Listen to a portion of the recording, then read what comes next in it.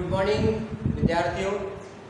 आज हम लोकतंत्र का जो अपना पाठ चल रहा है उसका अंतिम क्वेश्चन है और अंतिम आपका पॉइंट है। लास्ट में आपके पॉइंट है लोकतंत्र के सफल संचालन के लिए कौन कौन सी कंडीशन, कौन कौन सी शर्तों की आवश्यकता है। यानी लोकतांत्रिक देश बहुत है, दुनिया में शासन व्यवस्थाएं अनेक अलग अलग प्रकार की, जैसे अधिनायकवाद हो सकती है, पुलिस तंत्र हो सकता है, राजतंत्र हो सकता है, वैसे ही लोकतंत्र है। लोकतंत्र हालांकि कई देशों ने लोकतांत्रिक शासन प्रणाली को अपनाया है, लेकिन वहां पर जो उसके सफल संचालन के लिए जो आवश्यक शर्तें हैं वो शर्तें पूरी नहीं कर पाई। ऐसी स्थिति के अंदर क्या हुआ कि लोकतंत्र जो है वहां समाप्त हो गया, लोकतंत्र का पतन हो गया। कहने का मतलब ये है कि अगर हम देखें कि प्रथम विश्व युद्ध के बाद यूरोप के भी बहुत सारे देशों ने लोकतांत्रिक शासन प्रणाली को अपनाया था, लेकिन वो देश लोकतंत्र के एक अच्छे संचालन के लिए जो आवश्यक शर्तें होती है उन शर्तों को वो पूरा नहीं कर पाए और ऐसी स्थिति में वहां से लोकतंत्र समाप्त हो गया।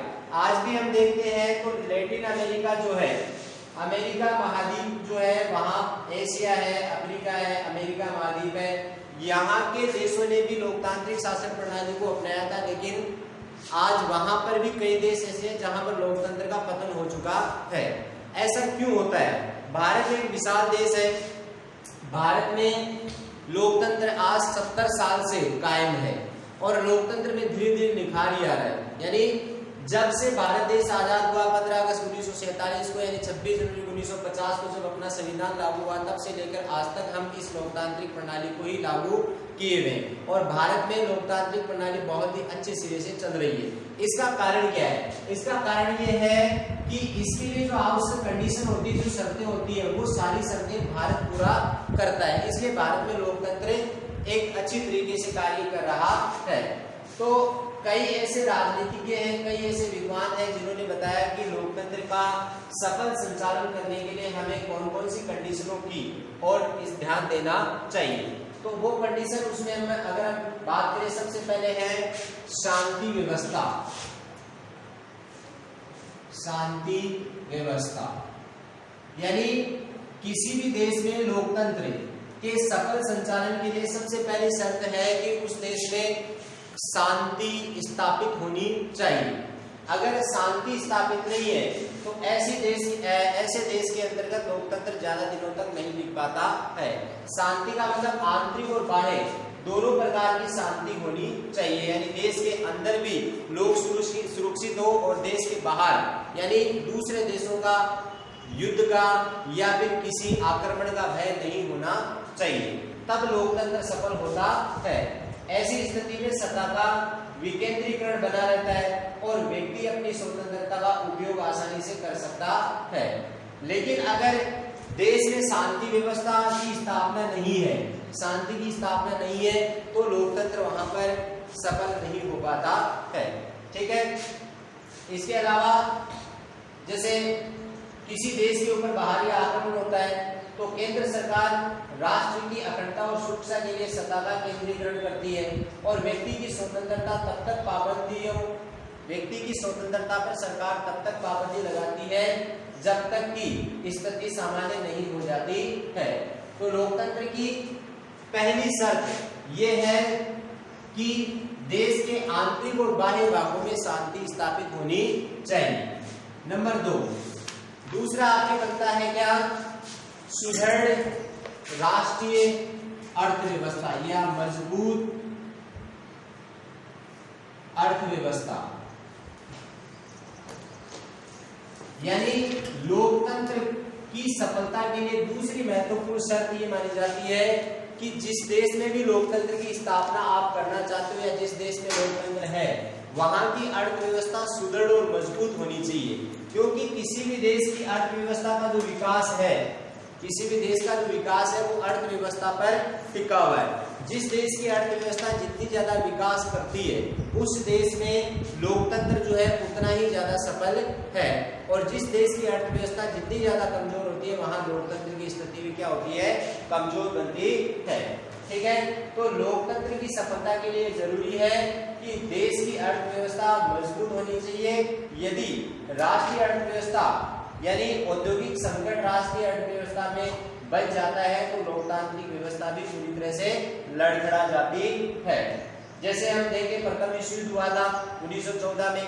प्रथम विश्व युद्ध के बाद जर्मनी और इटली की राष्ट्रीय अर्थव्यवस्था जो थी वो कमजोर हो गई थी, और कमजोर होने के कारण क्या हुआ कि यहाँ पर लोकतंत्र जो था वो क्या हो गया था, समाप्त हो गया था। मेरे कहने का मतलब ये है कि वहां पर तानाशाही की स्थापना हो गई थी।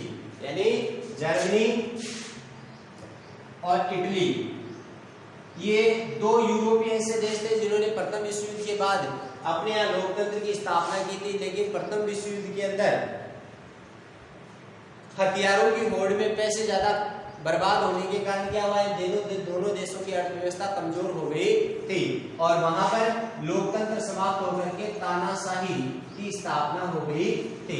तो कहने का मतलब ये है कि अगर आप लोकतंत्र की स्थापना करना चाहते हो तो अपने देश की अर्थव्यवस्था को मजबूत करें। देश की अर्थव्यवस्था जितनी ज्यादा मजबूत होगी उतना ही लोकतंत्र भी मजबूत होता है। ठीक है। इसके अलावा दूसरा विश्व युद्ध हुआ। दूसरे विश्व युद्ध के बाद भी पूर्वी यूरोप में आर्थिक अर्थव्यवस्था कमजोर हो गई थी, जिसके कारण पूर्वी यूरोप के कई देशों में भी लोकतंत्र क्या हो गया था, समाप्त हो गया था और साम्यवादी शासन की वहां पर स्थापना हो गई थी। वर्तमान में अगर हम देखें तो लैटिन अमेरिका के राज्यों में लोकतंत्र असफल हुआ है। इसका भी सबसे बड़ा कारण क्या है, आर्थिक अर्थव्यवस्था ही माना गया है। भारत में अर्थव्यवस्था जो है सदा ही मजबूत रही है, आर्थिक विकास की स्थिति काफी अच्छी हुई है, जिसके कारण लोकतंत्र को कहीं कोई खतरा नहीं हुआ। तो कहने का मतलब ये है कि लोकतंत्र की सफल संचालन के लिए देश की अर्थव्यवस्था का मजबूत होना जरूरी है। अगर देश की अर्थव्यवस्था कमजोर होती है, देश में औद्योगिक संकट गहरा जाता है, तो ऐसी स्थिति में लोकतंत्र वहां पर सफल होने के चांस बहुत कम बन जाते हैं। उसके बाद नंबर 3 है, तीसरी कंडीशन चाहिए आर्थिक समानता की स्थापना। आर्थिक समानता की स्थापना लोकतंत्र के सफल संचालन के लिए तीसरी महत्वपूर्ण शर्त है आर्थिक समानता। यानी लोकतंत्र में अर्थव्यवस्था का मजबूत होना तो जरूरी है ही है, इसके साथ साथ ये भी जरूरी है कि उस देश में आर्थिक समानता होनी चाहिए। आर्थिक समानता का मतलब है देश में गरीबी और अमीरी के बीच का जो अंतर है वो समाप्त होना चाहिए। अगर मान लीजिए कि देश में गरीब लोग ज्यादा है, अमीर कम है, ठीक है, तो ऐसी स्थिति में लोकतंत्र के सफल होने की संभावना बहुत कम बन जाती है। यानी आर्थिक समानता का मतलब आप ये बता सकते हो कि गरीबी और अमीरी के बीच जो अंतर है उस अंतर की खाई बहुत कम होनी चाहिए, तभी लोकतंत्र संभव हो सकता है। जब देश में बड़ी मात्रा में अगर मान लीजिए कि मध्यम वर्ग या गरीब आदमी मौजूद हो, ऐसी स्थिति में लोकतंत्र को कमजोर करने वाले जो लोग हैं वो संघर्ष करते हैं। जैसे मान लीजिए कि लोकतंत्र, फिर से देख लो इसको, कि लोकतंत्र के सफल संचालन के लिए तीसरी महत्वपूर्ण शर्त है आर्थिक समानता की स्थापना होनी चाहिए। यानी लोकतंत्र के लिए जरूरी है कि मजबूत अर्थव्यवस्था तो होनी चाहिए। मजबूत अर्थव्यवस्था होने के साथ साथ गरीबी और अमीरी के बीच का अंतर भी कम होना चाहिए, क्योंकि अगर किसी देश में गरीब ज्यादा होंगे तो वो क्या करेंगे, अपने अधिकारों की मांग करेंगे और अधिकार अगर उनको नहीं मिलेंगे तो वर्ग संघर्ष पैदा हो जाएगा। यानी अमीरों और गरीबों के बीच संकट उत्पन्न हो जाता है या संघर्ष उत्पन्न हो जाता है। ऐसी स्थिति में लोकतंत्र पर खतरा उत्पन्न हो जाता है। तो कहने का मतलब कि लोकतंत्र की सफलता के लिए तीसरी महत्वपूर्ण विशेषता है आर्थिक समानता की स्थापना होना। नंबर 4 चौथा है सामाजिक न्याय। सामाजिक न्याय की स्थापना। सामाजिक न्याय का अर्थ क्या होता है? सामाजिक न्याय का अर्थ है समाज में रहने वाले प्रत्येक व्यक्ति, चाहे वो किसी भी जाति, धर्म, संप्रदाय, लिंग, क्षेत्र या भाषा से संबंधित हो, हर व्यक्ति के साथ समानता का बर्ताव किया जाना चाहिए। इसी को कहते हैं सामाजिक न्याय। यानी समाज में रहने वाले प्रत्येक वर्ग के लोगों को अन्याय से बचाना या उनके अधिकारों की रक्षा करना ही क्या कहलाता है? सामाजिक न्याय कहलाता है। तो जब जिस देश में सामाजिक न्याय का स्तर जितना ज्यादा ऊंचा होगा वहां लोकतंत्र उतना ही ज्यादा सफल होता है। और जिस देश में सामाजिक न्याय की स्थापना का स्तर कमजोर है, जहां लोगों को न्याय नहीं मिलता है, वहां पर लोकतंत्र के सफल होने की संभावना बहुत कम रह जाती है। यानी ये है कि कानून के समक्ष सबको समानता का बर्ताव, सामाजिक न्याय कब प्राप्त होगी व्यक्ति को? जब कानून के समक्ष सभी को समान माना जाएगा। ठीक है, तो ऐसी स्थिति में लोकतंत्र की सफलता के लिए चौथा महत्वपूर्ण बिंदु आपका ये बन जाता है सामाजिक न्याय। ठीक है, उसके बाद है नंबर 5, शिक्षित व जागरूक। शिक्षित व जागरूक जनता।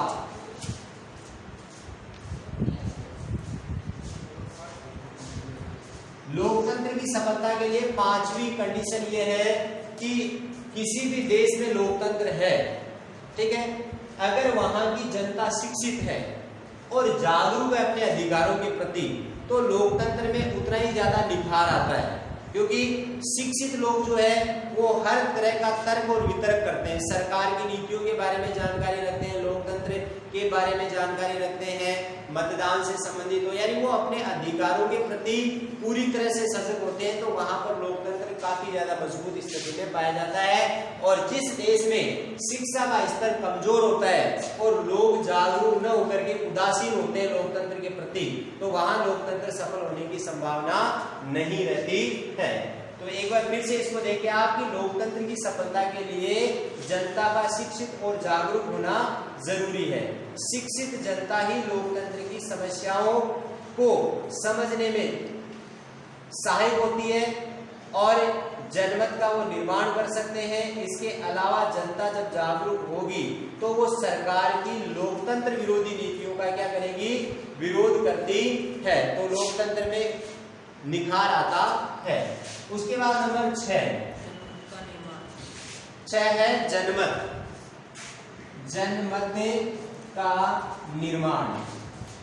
जनमत का मतलब होता है जन यानी लोक, मत यानी होता है राय, यानी जनता की राय। यानी किसी भी लोकतांत्रिक देश या किसी भी देश में लोकतंत्र की सफलता की छठी महत्वपूर्ण शर्त यह है कि जनमत का निर्माण बहुत बड़ी चीज है। यानी किसी भी मुद्दे पर, जनमत का अर्थ होता है किसी भी मुद्दे पर सरकार के द्वारा अपनी जनता से राय मांगना क्या कहलाता है? जनमत कहलाता है। यानी जैसे मान लीजिए कि भारत में अभी मान लीजिए कि धारा 370 हटाई, तो उससे पहले जनता से राय मांगी गई कि ये हटना चाहिए या नहीं हटना चाहिए। तो जनता में जैसे मान लीजिए 60% ने हाँ कहा और 40% ने ना कह दिया। तो ऐसी स्थिति में इसका मतलब क्या है कि बहुमत 370 को हटाने के पक्ष में है। तो जनता भी राजी है और उसको हटाए तो विद्रोह होने की संभावना कम बनती है। तो लोकतंत्र की सफलता के लिए जनमत निर्माण का बहुत बड़ा योगदान है। और जनमत के साधन क्या है? जनमत के साधन अभी वर्तमान में हम ये कह सकते हैं कि ये क्या नाम, प्रेस, मीडिया, रेडियो, दूरदर्शन, समाचार पत्र, पत्रिकाएं, इनके माध्यम से सरकार क्या करती है? जनमत तैयार करती है। ठीक है, और इसमें मतलब प्रेस की स्वतंत्रता का होना जरूरी है। यानी जनमत निर्माण के साधन कौन से हैं? प्रेस, मीडिया, ठीक है, इसके अलावा टीवी, रेडियो, दूरदर्शन वगैरह समाचार पत्र, पत्रिका, ये सब क्या है? जनमत निर्माण के क्या है? साधन है। तो जनमत निर्माण के साधनों पर पूर्णतः स्वतंत्रता होनी चाहिए। ठीक है, इसका अर्थ यह है कि प्रेस, साहित्य, रेडियो, समाचार, दूरदर्शन आदि पर सरकार का नियंत्रण नहीं होना चाहिए, क्योंकि अगर सरकार इनके ऊपर नियंत्रण नहीं रखेगी तो आसानी से व्यक्ति बिना डरे अपनी बात सरकार के सामने रख पाएंगे। ठीक है, तो ऐसी स्थिति में एक मजबूत लोकतंत्र का निर्माण हो सकता है। उसके बाद है नागरिक, नैतिक और राष्ट्रीय चरित्र। नागरिक, नैतिक व राष्ट्रीय चरित्र, यानी लोकतंत्र की सफलता के लिए सातवीं शर्त यह है नागरिक, नैतिक, राष्ट्रीय चरित्र। नागरिक, नैतिक, राष्ट्रीय चरित्र क्या है कि किसी भी लोकतांत्रिक देश में निवास करने वाले जो नागरिक है उन नागरिकों का नैतिक चरित्र मजबूत होना चाहिए, या नैतिक चरित्र यूं कह दें कि सर्वश्रेष्ठ होना चाहिए, और राष्ट्रीय चरित्र यानी राष्ट्र को क्या होता है, साफ छवि का होना चाहिए, तभी लोकतंत्र सफल हो पाते हैं। अगर किसी देश में निवास करने वाले नागरिकों का नैतिक चरित्र निम्न स्तर का है और किसी राष्ट्र का चरित्र भी निम्न स्तर का है तो वह देश कभी भी लोकतंत्र की स्थापना नहीं कर पाता है। यानी जब समाज में नागरिक, नैतिक और राष्ट्रीय चरित्र श्रेष्ठ होता है, जब समाज में नागरिक का नैतिक और राष्ट्रीय चरित्र श्रेष्ठ होता है तो वहां लोकतंत्र की सफलता की उम्मीद ज्यादा बन जाती है। ठीक है, ऐसे समाज में व्यक्ति अपने अधिकार और कर्तव्यों का उचित प्रयोग कर सकते हैं और सार्वजनिक समस्याओं पर लोकहित की दृष्टि से विचार कर सकते हैं। इसके अलावा नागरिकों के प्रति सहिष्णुता का भाव, उदारता, सहानुभूति, सेवा, प्रेम आदि का व्यवहार भी होना चाहिए और राष्ट्र प्रेम की भावना भी लोगों के अंदर होनी चाहिए। अतः जब जनता का नागरिक, नैतिक और राष्ट्रीय चरित्र मजबूत होता है तो लोकतंत्र सफल माना जाता है। आठवीं विशेषता या कंडीशन, सत्ता का विकेंद्रीकरण तथा स्थानीय स्वशासन। सत्ता का विकेंद्रीकरण तथा स्थानीय स्वशासन। सत्ता का विकेंद्रीकरण और स्थानीय स्वशासन, दो शब्द इसमें। सत्ता का विकेंद्रीकरण का मतलब क्या है कि शासन की शक्ति को अलग अलग भागों में विभाजित करना, ये सत्ता का विकेंद्रीकरण है। और स्थानीय स्वशासन का मतलब है ग्रामीण और शहरी क्षेत्रों में जो नगर पालिका और पंचायत राज है उसको अपन क्या बोलते हैं, स्थानीय स्वशासन बोलते हैं। तो लोकतंत्र की सफलता के लिए जरूरी है कि उस देश में सत्ता का विकेंद्रीकरण होना चाहिए, जैसे भारत में सत्ता का विकेंद्रीकरण हो रखा है, यानी केंद्र सरकार, राज्य सरकार और प्रांतीय सरकारों के बीच अलग अलग शक्तियों का बंटवारा किया गया है। ये रूप सत्ता का विकेंद्रीकरण है और भारत में स्थानीय स्वशासन की स्थिति भी काफी मजबूत है, इसलिए भारत में लोकतंत्र क्या है, सफल है। तो किसी भी देश में लोकतंत्र के सफल संचालन के लिए जरूरी है कि वहां उस राष्ट्र में सत्ता का विकेंद्रीकरण होना चाहिए, यानी शासन की जो शक्तियां हैं वो अलग अलग स्तरों में बटी हुई होनी चाहिए और स्थानीय स्वशासन की स्थापना होनी चाहिए।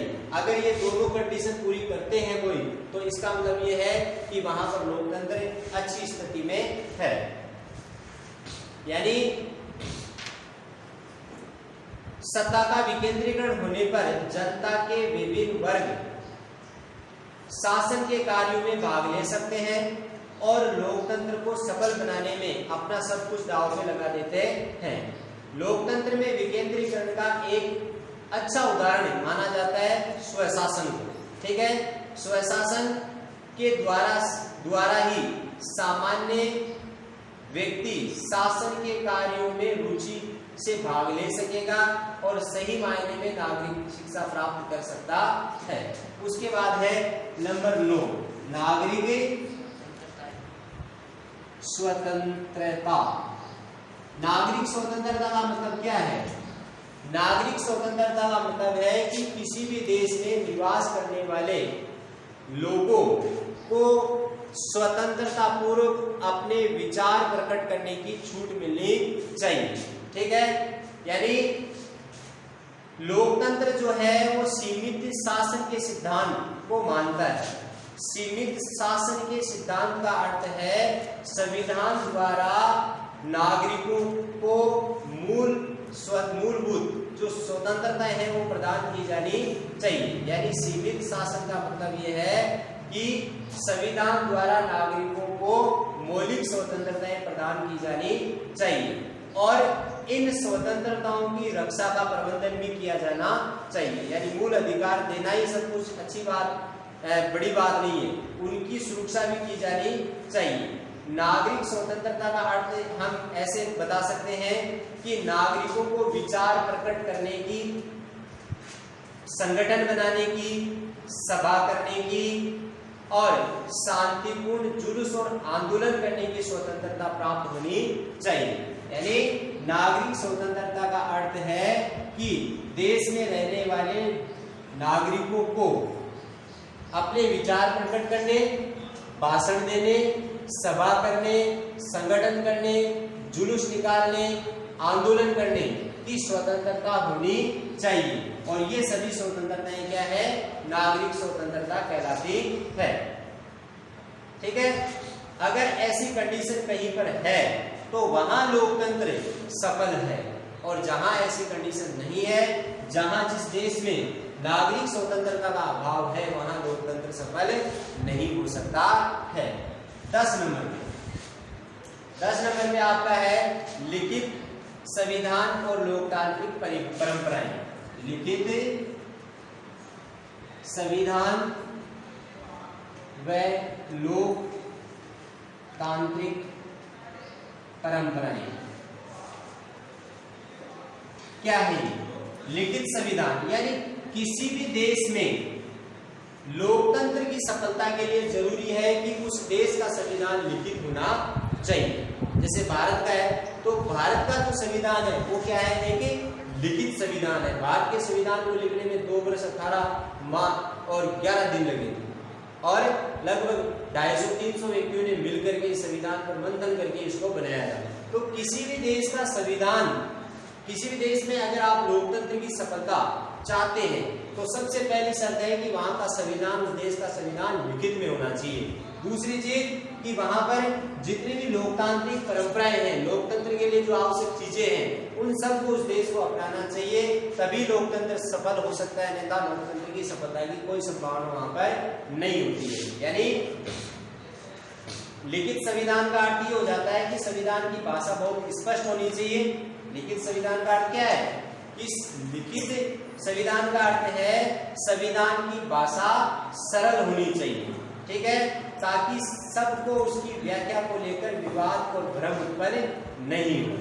इसके अलावा संविधान में संशोधन की पद्धति जो है वो कठोर होनी चाहिए ताकि कोई भी राजनीतिक दल अपने बहुमत का लाभ उठाकर लोकतंत्र को अधिनायक तंत्र में न बदल दे। यानी भारत का संविधान, भारत में लोकतंत्र सफल है, इसका मतलब क्या है कि भारत का लिखित संविधान है और भारतीय संविधान में संशोधन करने की प्रक्रिया सरल भी है और कठोर भी है। अगर जितनी ज्यादा कठोर संविधान के निर्माण की प्रक्रिया होगी उतना ही कोई राजनीतिक दल उसका फायदा नहीं ले सकता। ठीक है, और संविधान में छेड़छाड़ नहीं कर सकता। इसके अलावा जैसे हिटलर ने किया जर्मनी के अंतर्गत हिटलर का शासन था तो उसने जर्मनी के पूरे संविधान को तोड़ मरोड़ करके अपने हिसाब से बना दिया था। ठीक है, क्योंकि वहां का संविधान क्या था? लचीला था। ऐसी स्थिति में वहां पर लोकतंत्र समाप्त हो गया और तानाशाही शासन की स्थापना हो गई। यानी लोकतंत्र जो है, लोकतंत्र की सफलता के लिए लिखित संविधान होना चाहिए। लिखित संविधान का मतलब यह है कि संविधान की भाषा सरल होनी चाहिए और हर व्यक्ति को उसकी व्याख्या समझ में आनी चाहिए। ठीक है, और वहां का जो संविधान है, संविधान में संशोधन करने की जो प्रक्रिया है वो कठोर होनी चाहिए।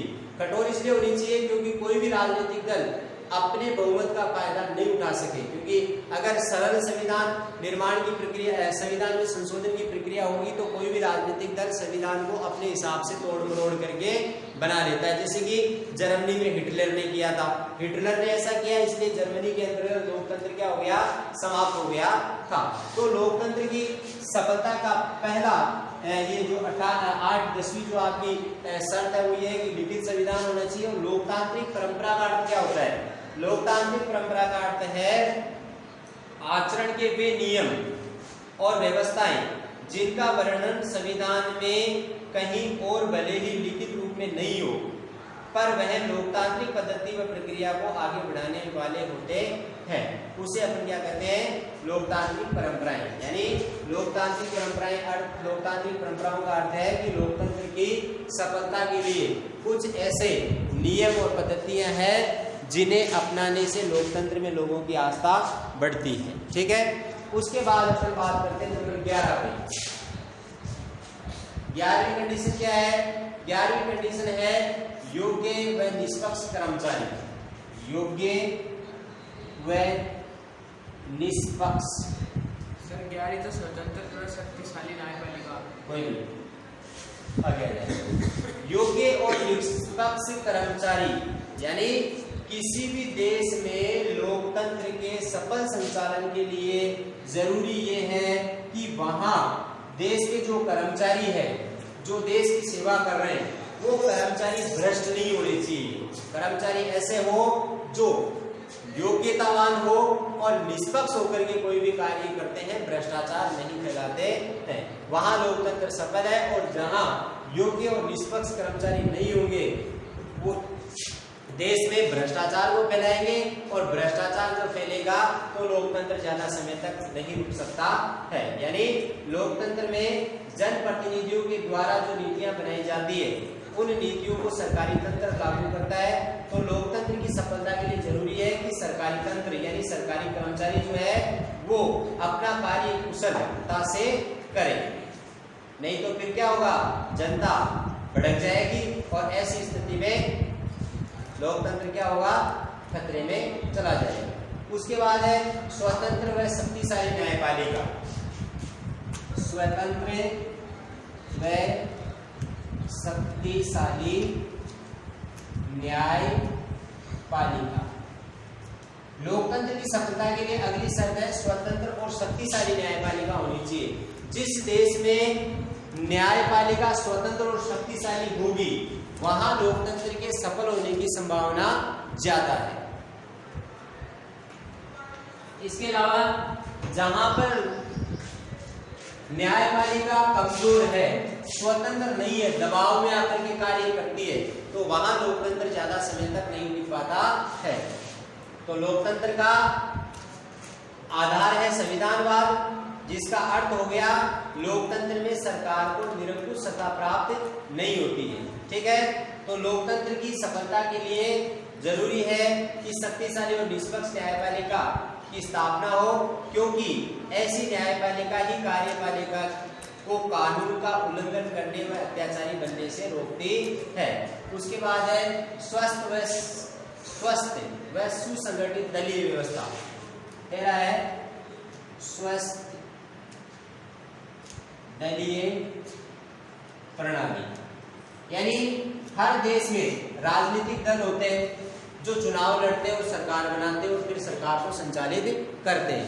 भारत में दलीय प्रणाली जो है वो कई अलग अलग हो सकती है, कहीं एक दल प्रभुत्व वाली दल प्रणाली होती है, कहीं द्विदलीय प्रणाली होती है, कहीं पर बहुदलीय प्रणाली है। तो भारत में बहुत सारे राजनीतिक दल होने के कारण बहुदलीय शासन प्रणाली है। तो बहुदलीय शासन प्रणाली हो या दो दलीय शासन प्रणाली हो, वहां लोकतांत्रिक देश में जितने भी राजनीतिक दल है उनकी कार्य प्रणाली स्वच्छ होनी चाहिए, है ना, स्वच्छ या सुसंगठित होनी चाहिए। अगर राजनीतिक दलों की जो नीतियां हैं वो स्वस्थ और सुसंगठित नहीं है तो लोकतंत्र भी सफल नहीं होता है। ठीक है, कहने का मतलब ये है कि लोकतंत्र की सफलता के लिए जरूरी है कि राजनीतिक दलों का निर्माण स्वस्थ आधार पर हो, उसका संगठन क्षेत्रीय, भाषा या फिर सांप्रदायिक आधार पर नहीं होना चाहिए, अपितु राष्ट्र को आधार मान करके होना चाहिए। यानी राजनीतिक दलों के लिए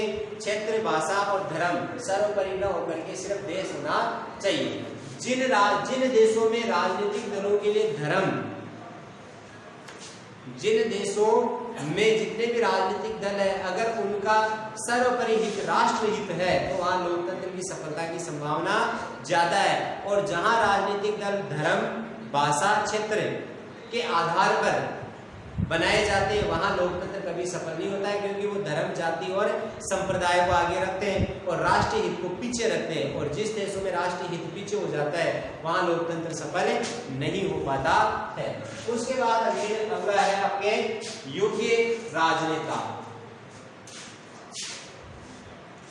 14 नंबर है योग्य राजनेता।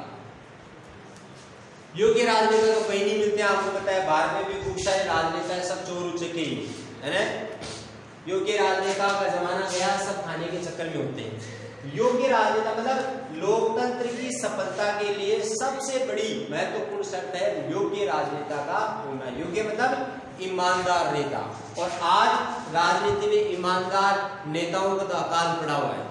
कोई ईमानदार नहीं, सब भ्रष्ट, चोर, बेईमान, डाकू बैठे है ना, जो पूरे देश को लूटने का प्रयास कर रहे हैं, जनता को लूट के खा रहे हैं, है ना। लेकिन क्या करें, आज राजनीति में वो लोग आ रहे हैं जो सबसे ज्यादा गुंडे हैं, जिनका जेलों में केस चल रहा है, वो लोग आज राजनेता बन जाते हैं। एक शरीफ आदमी, पढ़ा लिखा आदमी, बेचारा, उसको योग्य आदमी को आगे आने ही नहीं दिया जाता है। अपराधी प्रवृत्ति के लोग आज राजनीति में सबसे ज्यादा घुस रहे हैं, जिसके कारण देश की स्थिति खराब हो जाती है, क्योंकि वो संसद में जाएंगे, अरे गुंडे मवाली संसद में जाएंगे तो वो कानून कैसा बनाएंगे, वैसा ही कानून बनाएंगे, तो देश में लोकतंत्र क्या हो जाएगा, खतरे में पड़ जाता है। तो योग्य राजनेता यानी लोकतंत्र की सफलता के लिए जरूरी है कि योग्य, बुद्धिमान, ईमानदार और पूर्ण लोकतंत्र में निष्ठा रखने वाले राजनीतिज्ञ होना जरूरी है। अगर नेता योग्य है, बुद्धिमान है, लोकतंत्र में आस्था रखने वाला है और एक अच्छा राजनीतिज्ञ है, तो वहां लोकतंत्र सफल हो जाता है। और जहां योग्य राजनेता, ईमानदार राजनेता नहीं है, वहां पर लोकतंत्र सफल नहीं हो पाता है। ठीक है। यदि राजनेता भ्रष्ट है, भ्रष्टाचार में डूबा हुआ है, यदि राजनेता अवसरवादी है, मौकाप्रस्त है ना, बिना जिस दल बदलू, जिसको बिना पेंदे का लोटा कहते हैं ना, दल बदलू है, अवसरवादी है, भ्रष्ट है, अगर राजनेता झूठे वादे करता है, सत्ता का लोभी है, सत्ता प्राप्त करने का लालची है और समर्थकों को झूठे वादे करके अनुचित लाभ पहुंचाने वाला अगर राजनेता है, तो वो राजनेता लोकतंत्र के लिए बहुत बड़ा कांटा है। वो कभी लोकतंत्र को सफल नहीं होने देगा। ऐसी स्थिति में वो क्या करेगा, लोगों की भावनाओं को भड़का करके उन्हें आपस में लड़वा देगा और पूरे देश में दंगे फसाद करवा देगा और लोकतंत्र की जड़ें वो हिला देता है। और ऐसी स्थिति में वहां लोकतंत्र नहीं नजर आता है, बल्कि क्या आता है, भीड़ तंत्र नजर आने लगता है और देश की एकता के लिए वो खतरा पैदा कर देता है। तो लोकतंत्र की सफलता के लिए योग्य राजनेता का होना जरूरी है। उसके अलावा अंत में आपका आ जाता है सार्वजनिक हित की राष्ट्रीय योजनाएं। सार्वजनिक हित की राष्ट्रीय योजनाएं यानी लोकतंत्र की सफल संचालन के लिए जरूरी है कि निर्वाचित सरकार जो है वो राष्ट्रीय योजनाएं बनाए, ऐसी योजनाएं जो सार्वजनिक हित की योजनाएं हैं। यानी लोकतांत्रिक देशों में निर्वाचित जो सरकार है वो उस सरकार को चाहिए कि वो ऐसी नीतियां बनाए जो सभी लोगों के हित में हो। जैसे कृषि से संबंधित योजनाएं हैं, पशुपालन से संबंधित योजनाएं हैं, राष्ट्रीय आय में वृद्धि करने के लिए कोई योजना, रोजगार से संबंधित योजना, लोगों के जीवन स्तर को ऊपर उठाने वाली योजनाएं। अगर ये जिन देशों में योजनाएं हैं, राष्ट्रीय योजनाएं, वहां लोकतंत्र के सफल होने की संभावना ज्यादा है।